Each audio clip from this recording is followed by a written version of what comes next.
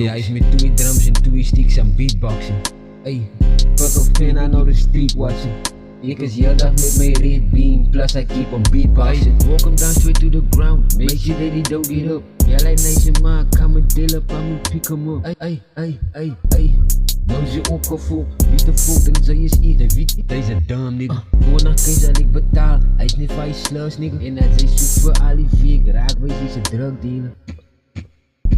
Hij push op beatbox, schiet hem down, hij hit die grond met plakken zakken. Hij was je, vat me voor een push, niks is je fucking kont. Hij 6 bullets en die mic druk en het wegdruk in mijn pierkop. En flow, en het voel je dat ik ga hier stoppen. Hij praat kak van de Jan nigga, wat zet die brein van de beat op. Ik dan jou, dan moest hij gaan hier stoppen. Ik wil 8 slag op een week op. Ik zei young nigga met options. Hij knife koop ik bij die oxen. En hij push nigga steeds skinny. Voor hij zet ik aan de boksen. En hij box pas ik vertel niet aan en ik zie voor hem steeds courses.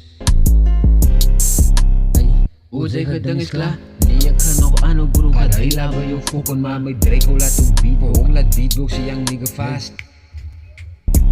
Waarom kraak hij rug? Skraal pussy bitch nigga.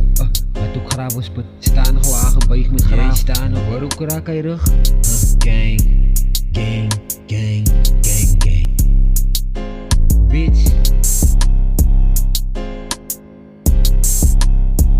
Bitch.